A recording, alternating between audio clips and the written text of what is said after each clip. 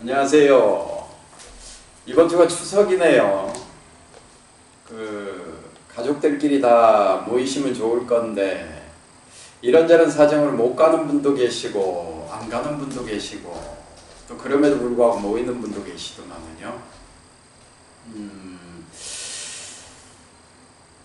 명절 때 모이면 이런 질문 하지 마세요 하는 게 좀 있대요. 뭐 언제 결혼할 거냐, 뭐 취업은 됐냐, 뭐 이런 것들이 굉장히 금기시되는 질문이라 하는데 친척들끼리 모이셔서 혹시 불편한 상황이 생기더라도 형제간에 부모 자식간에 주의해야 될 게 몇 가지 있다고 하네요. 부처님이 옛날에 그러셨는데 이게 가족 간이나 친구 간에 혹시 충고를 할 일이 있으면 절대 사람들이 모여 있는 데서 하지 마라.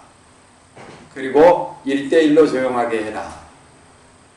사실에 대해서만 말하고 내 마음이 자애롭지 않으면 진짜 그 사람이 밉거나 그 상황에 대해서 분노가 있을 때는 얘기하지 말아라. 그리고 상대가 나에 대한 존경과 신뢰가 없으면 절대 충고하지 마라. 이런 얘기를 하셨어요. 근데 살아볼수록 그 말이 맞네. 남한테 충고한다는 게 참 쉽지 않습니다. 일단 내 마음에 분노가 없어야 되고요. 그리고 기술도 필요하죠. 사실은 말을 한다는 게. 명절 때 뭐처럼 어렵게 모여서 그렇게 마음들 상하면 안 되니까 유념하시고, 코로나 때문에도 이동을 자꾸 제한하고 하니까 가족들끼리도 오랫동안 못 만나고 뭐 동호인들끼리도 못 만나는 경우가 있는데 문화를 참 많이 바꿨죠.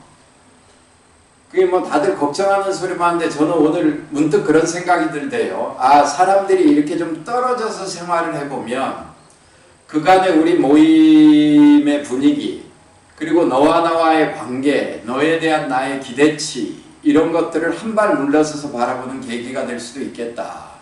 그래서 코로나가 주는 또 좋은 영향도 있겠다, 이런 생각이 듭니다. 어쨌든 제주도는 30만 명이 온다네요. 좋지 뭐, 쉬고 그렇게 놀러 가고 하면.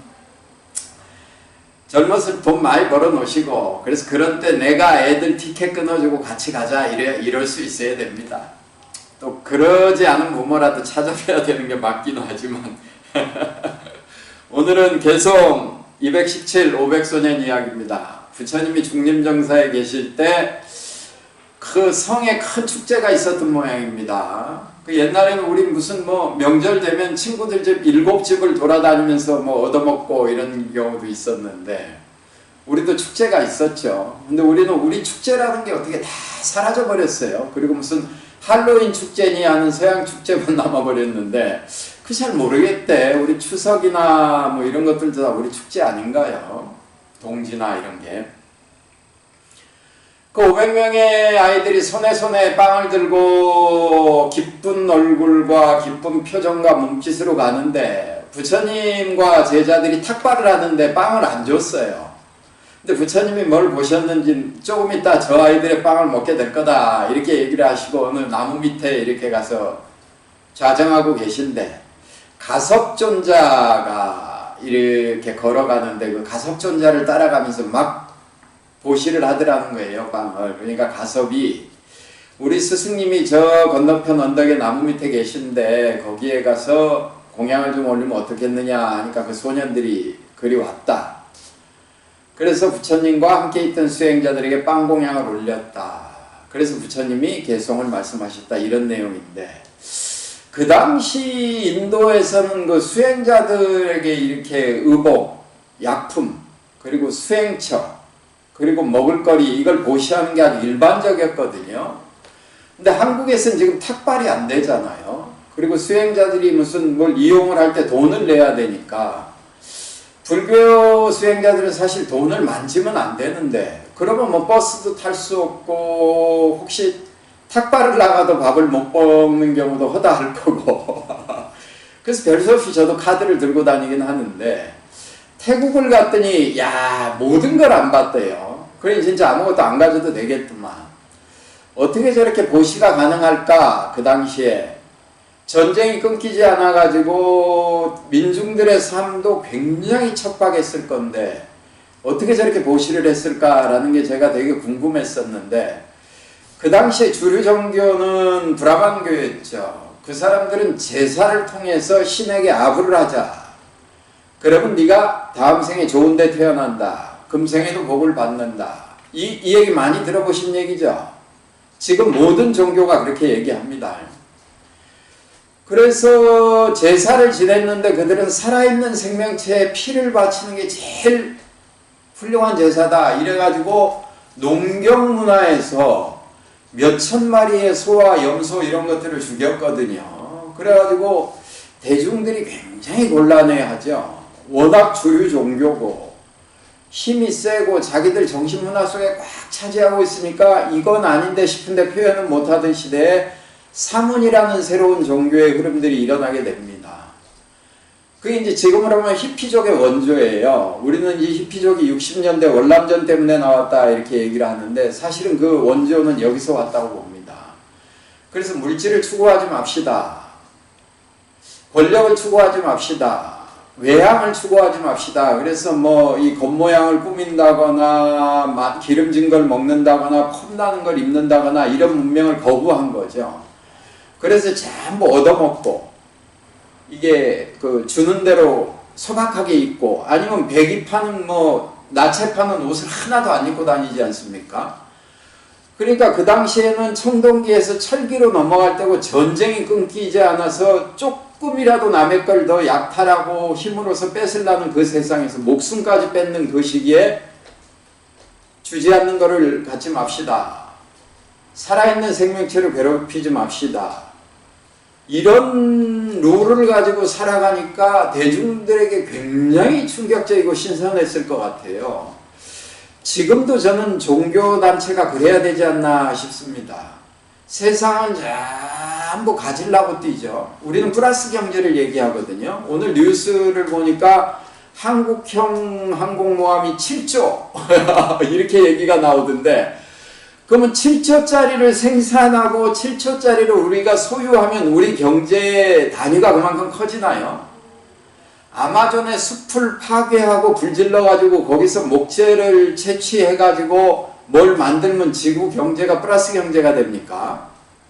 4대강을 막 만들어내면 거기 자본이 투여되고 경제가 도니까 우리 경제가 발달한 건가요? 우리는 플러스 경제만 보거든요. 마이너스도 플러스 못지않게 되게 중요하다. 이 균형을 맞춰야 되는데 정치인들이나 경제인들은 되게 이만큼 숫자가 늘었습니다 하는 쪽으로만 몰고 가는 거예요. 그 제일 꼭대기에 정점에 있는 게 전쟁이죠. 전쟁을 통해서 무기를 쏟아붓고 또 파괴되면 또 건설을 하고, 핵무기를 가진 저 나라가 우리나라를 위협할지 모릅니다. 그러니까 우리도 핵무기를 가집시다. 이게 이 말이 되는 얘기입니까? 그런데 정반대의 논리를 가지고 실제로 그렇게 사라졌던 거죠. 그 당시 교단들이.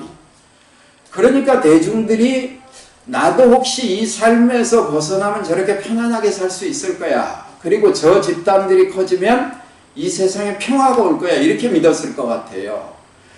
그래서 지금 우리 종교도 그렇게 바뀌어야 되지 않나 싶습니다. 모든 종교가.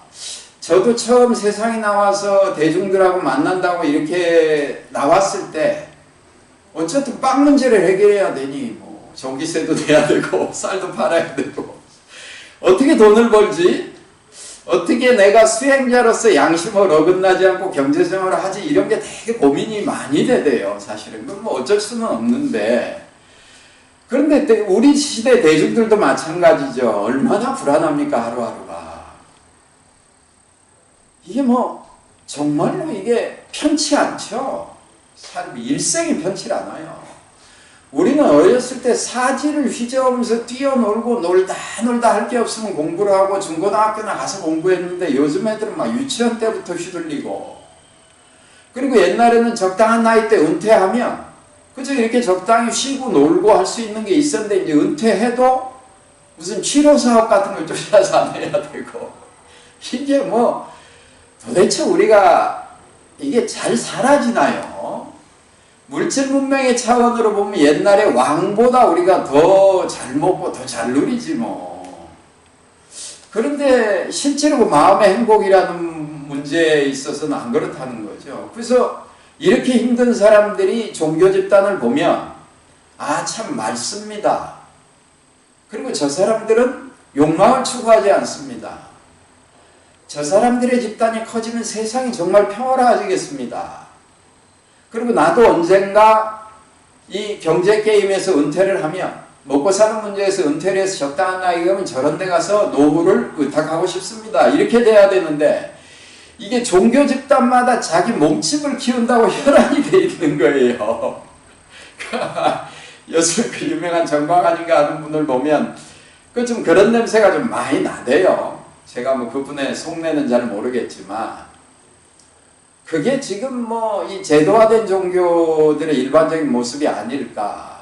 그런데 이제 그 안에 들어가서 또 먹고 사는 문제로 얽혀버리면 종교는 홍콩 가버리고 입으로는 좋은 얘기하고 이게 좀 문제가 많습니다. 제가 태국 갔을 때 깜짝 놀랐던 것 중에 하나가 거기 계신 그 김 사장님이 건물을 좀 이렇게 짓게 돼서 본인은 태국말을 못하니 태국인인 부인한테 건축 자재를 좀 시켜주세요 하니까 뭐 쭉 견적을 뽑아서 시멘트 얼마, 철근 얼마, 모래 얼마 뭐 필요한 걸 쭉 주문을 하더래요.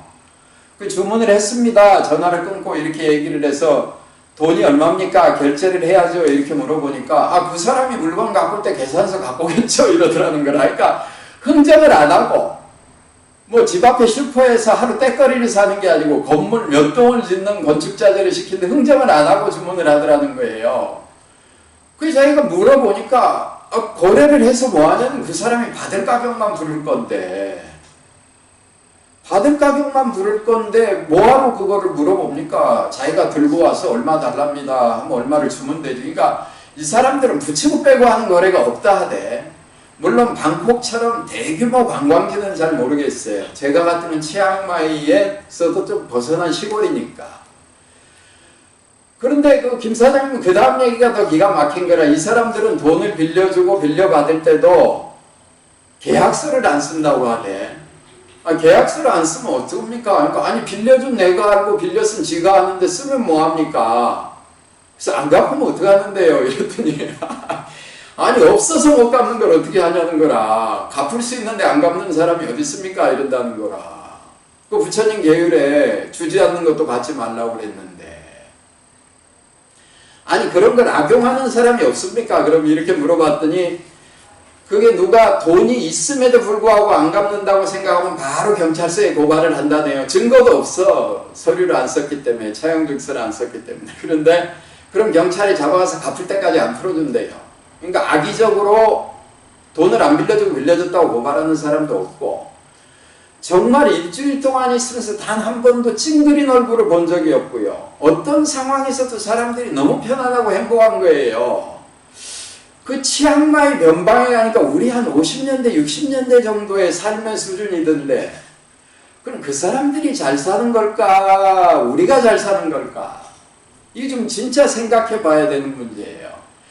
이런 부분에 있어서 균형을 잡아주고 물질로만 달려가고 권력으로만 달려가는 이 세상에서 조금 반대쪽으로 균형추를 잡아줘야 될 게 종교가 아닐까. 그런데 우리 지금 제도화된 종단들은 그렇지 않아요. 그래 하여튼 좀 이런 근본적인 종교 수행자의 모습, 종교 집단이 지향해야 되는 바를 좀 가지려고 좀 어쨌든 지금까지는 좀 지키고 있습니다. 얼마나 될지 잘 모르겠네. 그래서 어쨌든 뭐 한번 만들어 보죠. 뭐 어떤 저 하나로서는 아무 문제가 없어요. 뭐 입는 문제가 있나, 먹는 문제가 있나, 자는 문제가 있나. 그런데 우리 공동체들이 우리 사회에서 어떤 모습으로 기여를 할 수 있을까? 왜냐하면 뭐 제가 노동을 안 하고 누군가가 노동을 한 거를 가지고 먹고 있으니 우리가 세상에 돌려줘야 되는 목도 있어야 된다 이렇게 생각을 하니까요. 그러니 보시라는 게 얼마나 기꺼웠겠나. 저 집단에 대해서 정말 마음에서 우러나오는 존경도 있었을 건데 그런데 지금 종교 집단에서 하는 기도 뭐 모든 종교 의례들은 되게 네가 이만큼 빌면 저만큼 올 거야. 10원을 내면 100원이 올 거고 100원을 내면 1000원이 올 거고 이런 용감한 얘기를 해야 되니까 그걸 종교로 봐줘야 되나? 그런 게 진짜 종교인가 하는 생각이 듭니다. 자, 아무튼 오늘 개성 500소년 이야기, 계행과 내적 지혜를 잘 갖추고 진리의 뜻, 깨달음, 자기의 의무를 지키는 사람은 모든 사람의 사랑을 받는다. 그러니까 가섭처럼 잘 수행하고 계율을 잘 지키고 살아라 하는 부처님 말씀이었습니다. 자, 명절 잘 되시고 명절 새거 뵙겠습니다. 편안하시고 행복하세요.